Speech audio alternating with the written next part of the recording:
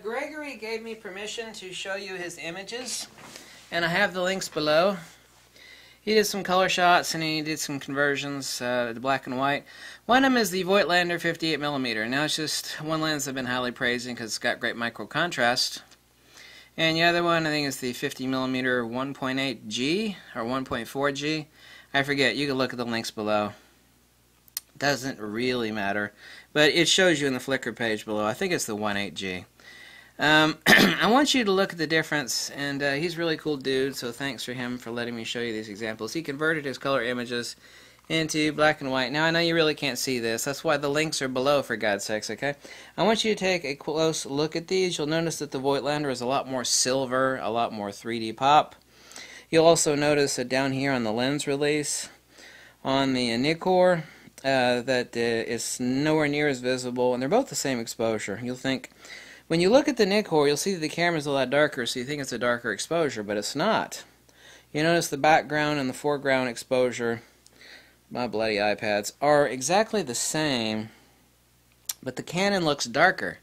The reason, and this looks lighter, this is what people always confuse. They always confuse and don't differentiate local contrast from global contrast. What we have here in the Voigtlander is intertonal details.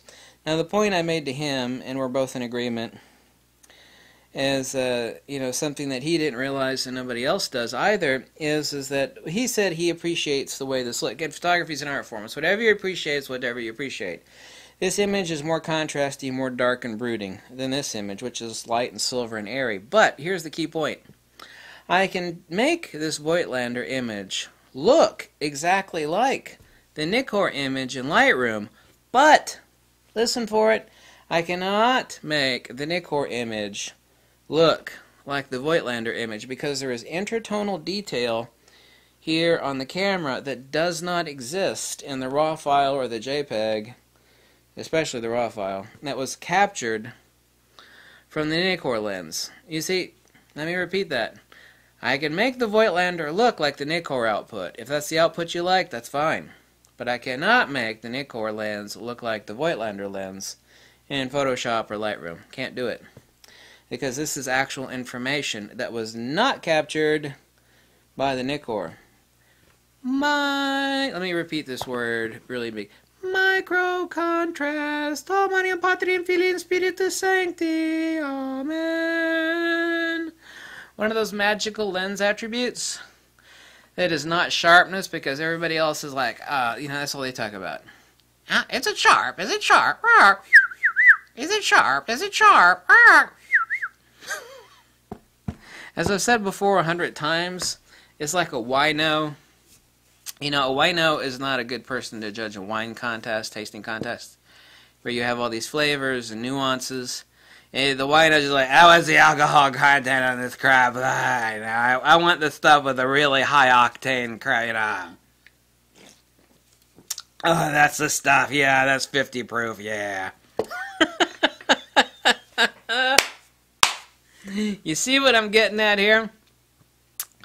Now, like I said, I can make the Voigtlander look like the Nikkor, but I cannot make the Nikkor image look like the Voigtlander, because what was not there to begin with cannot be added on the computer.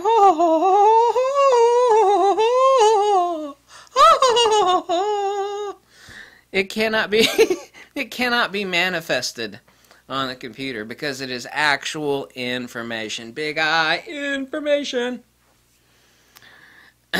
This is a very important point. And if you understand the point that I made in this video, then you will be 99.99% smarter than the rest of the photographers out there that don't know this fact. And trust me, they don't know it. You could just round up a herd of photographers and just stick them one by one in a booth. It's like, do you know this? Nope. I never heard of that before. Nope. That makes sense. I never heard of that before. Yep, nope, nope. Well, now you know. Damn. That's important. That means that you buy a lens for its output. You can make it look however you want in your computer, but if it wasn't there to begin with, you can't add it in the software cannot add information that wasn't there to begin with.